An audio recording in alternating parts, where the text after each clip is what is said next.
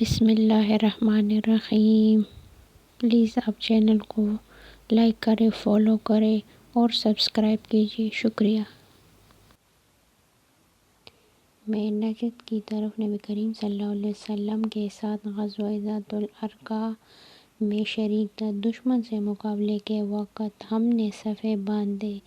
اس کے بعد رسول اللہ صلی اللہ علیہ وسلم نے ہمیں خوف کی نماز پڑھائی تو ہم میں سے ایک جماعت آپ صلی اللہ علیہ وسلم کے ساتھ نماز پڑھنے میں شریک ہو گئی اور دوسرا اگر وہ دشمن کے مقابلے میں کھڑا رہا۔ پھر رسول کریم صلی اللہ علیہ وسلم نے اپنے اقتدار میں نماز پڑھنے والوں کے ساتھ ایک رکوع اور 2 سجدے کیے۔ پھر یہ لوگ لوٹ کر اس جماعت کی جگہ آ گئے جس نے ابھی نماز نہیں پڑھی تھی۔ اب دوسری جماعت آئی، ان کے ساتھ بھی آپ نے ایک رکوع اور 2 سجدے کیے۔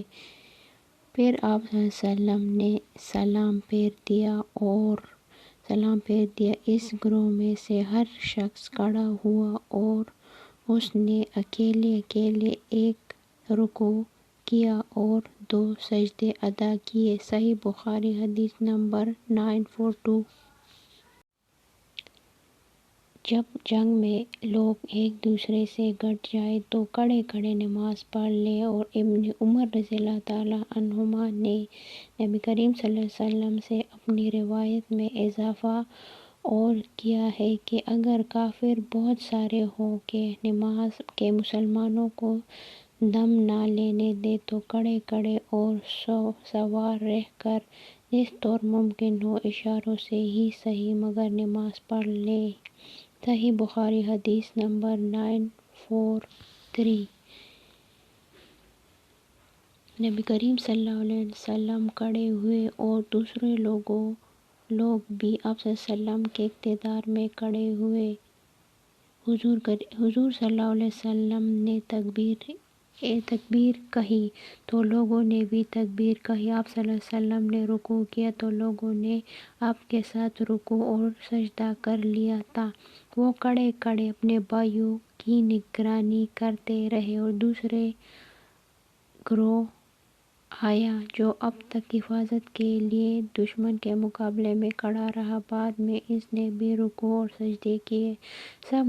سب لوگ نماز میں تھے لیکن لوگ ایک دوسرے کی حفاظت کر رہے تھے۔ صحیح بخاری حدیث نمبر 944۔ حضرت عمر رضی اللہ تعالیٰ عنہ غزوہ خندق کے دن کفار کو برا بھلا کہتے ہوئے آئے اور عرض کرنے لگے کہ یا رسول اللہ صلی اللہ علیہ وسلم، سورج ڈوبنے ہی کو ہے اور میں نے تو اب تک عصر کی نماز نہیں پڑھی۔ اس پر حضور صلی اللہ علیہ وسلم نے فرمایا کہ بخدا میں نے بھی ابھی تک نہیں پڑھی۔ انہوں نے بیان کیا کہ پھر آپ بطحان کی طرف گئے جو مدینے میں ایک میدان تھا اور وضو کر کے آپ نے وہاں سورج غروب ہونے کے بعد عصر کی نماز پڑھی، پھر اسی کے بعد نماز مغرب پڑھی۔ صحیح بخاری حدیث نمبر 945۔ رسول اللہ صلی اللہ علیہ وسلم نے صبح کی نماز اندھیرے ہی میں پڑھا دی، پھر سوار ہوئے۔ پھر آپ خیبر پہنچ گئے اور وہاں کے یہودیوں کو آپ کے آنے کی اطلاع ہو گئی اور فرمایا اللہ اکبر، خیبر پر بربادی آ گئی۔ ہم تو جب کسی قوم کے آنگن میں اتر جائیں تو ڈرے ہوئے لوگوں کی صبح منحوس ہو گئی۔ اس وقت خیبر کے یہودی گلیوں میں یہ کہتے ہوئے بھاگ رہے تھے کہ محمد صلی اللہ علیہ وسلم لشکر سمیت آ گئے۔ راوی نے کہا کہ روایت میں لفظ خمیس لشکر کے معنی ہے۔ آخر رسول اللہ صلی اللہ علیہ وسلم کو فتح ہوئی،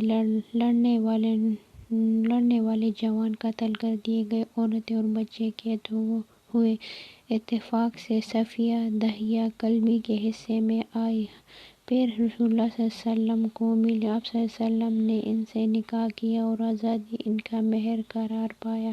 عبدالعزیز نے ثابت سے پوچھا، ابو محمد، کیا تم نے انس رضی اللہ تعالیٰ عنہ سے دریافت کیا تھا کہ حضرت صفیہ کا مہر آپ نے مقرر کیا تھا؟ انہوں نے جواب دیا کہ خود انہیں کو ان کے مہر میں دے دیا تھا۔ کہا کہ ابو محمد اس پر مسکرا دے۔ صحیح بخاری حدیث نمبر 947۔ رسول اللہ صلی اللہ علیہ وسلم نے فرمایا کہ خواب میں میرے پاس میرے رب کا ایک آنے والا فرشتہ آیا، اس نے مجھے خبر دی، یا آپ صلی اللہ علیہ وسلم نے یہ فرمایا کہ اس نے مجھے خوشخبری دی کہ میری امت میں سے جو کوئی اس حال میں مرے کہ اللہ تعالیٰ کے ساتھ اس نے کوئی شرک نہ ٹھہرایا ہو تو وہ جنت میں جائے گا۔ اس پر میں نے پوچھا، اگرچہ اس نے زنا کیا ہو، اگرچہ اس نے چوری کی ہو؟ تو رسول اللہ صلی اللہ علیہ وسلم نے فرمایا کہ ہاں، اگرچہ زنا کیا ہو، اگرچہ چوری کی ہو۔ صحیح بخاری حدیث نمبر 1237۔ نبی کریم صلی اللہ علیہ وسلم نے فرمایا کہ جو شخص اس حالت میں مرے کہ کسی کو اللہ کا شریک ٹھہراتا تھا تو وہ جہنم میں جائے گا، اور میں یہ کہتا ہوں کہ جو اس حال میں مرے کہ اللہ کا کوئی شریک نہ ٹھہراتا ہو وہ جنت میں جائے گا۔ صحیح بخاری حدیث نمبر 1238۔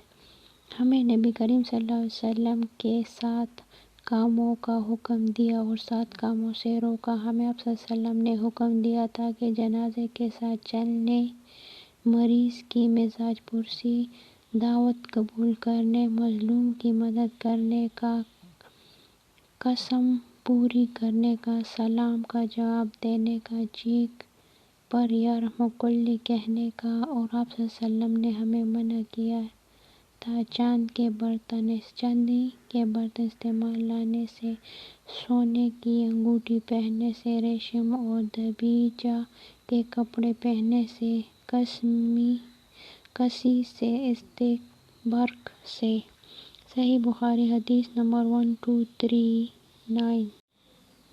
میں نے رسول اللہ صلی اللہ علیہ وسلم سے سنا ہے کہ مسلمان کے مسلمان پر 5 حق ہیں: سلام کا جواب دینا، مریض کا مزاج معلوم کرنا، جنازے کے ساتھ چلنا، دعوت قبول کرنا، اور چیخ پر اس کے الحمدللہ کے جواب میں یرحمک اللہ کہنا۔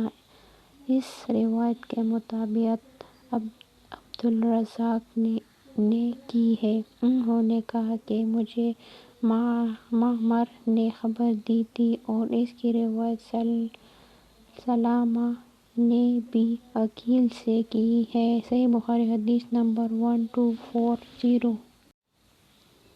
جب ان حضرت صلی اللہ علیہ وسلم کی وفات ہو گئی، ابو بکر رضی اللہ تعالیٰ عنہ اپنے گھر سے جو سخ میں تھا گھوڑے پر سوار ہو کر آئے اور اترتے ہی مسجد میں تشریف لے گئے۔ پھر آپ کسی سے گفتگو کیے بغیر عائشہ رضی اللہ تعالیٰ عنہ کے حجرے میں آئے جہاں نبی کریم صلی اللہ علیہ وسلم کی نعش مبارک رکھی ہوئی تھی، اور نبی کریم صلی اللہ علیہ وسلم کی طرف گئے۔ حضور اکرم صلی اللہ علیہ وسلم کو برد حبرہ یمن کی بنی ہوئی دھارے دار چادر سے ڈھانک دیا گیا تھا۔ پھر آپ نے حضور صلی اللہ علیہ وسلم کا چہرہ مبارک کھولا اور جھک کر اس کا بوسہ لیا اور رونے لگے۔ آپ نے کہا، میرے ماں باپ آپ پر قربان ہوں۔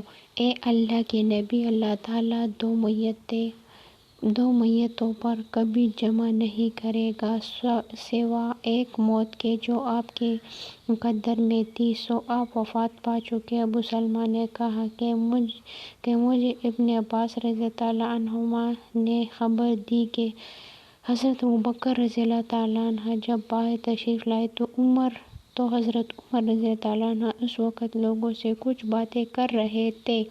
حضرت صدیق اکبر رضی اللہ عنہ نے فرمایا کہ بیٹھ جاؤ، لیکن حضرت عمر رضی اللہ عنہ نہیں مانے۔ پھر دوبارہ آپ نے بیٹھنے کے لیے کہا، لیکن حضرت عمر رضی اللہ عنہ نہیں مانے۔ آخر حضرت ابوبکر رضی اللہ عنہ نے کلمہ شہادت پڑھا تو تمام جمع آپ کی طرف متوجہ ہو گئی اور حضرت عمر رضی اللہ عنہ کو چھوڑ دیا۔ آپ نے فرمایا، اما بعد، اگر کوئی شخص تم میں سے محمد صلی اللہ علیہ وسلم کی عبادت کرتا تھا تو اسے معلوم ہونا چاہیے کہ محمد صلی اللہ علیہ وسلم کی وفات ہو چکی، اور اگر کوئی اللہ کی عبادت کرتا تو اللہ باقی رہنے والا ہے، کبھی وہ مرنے والا نہیں۔ اللہ پاک نے فرمایا، محمد صرف اللہ کے رسول ہیں اور بہت سے رسول اس سے پہلے بھی گزر چکے ہیں۔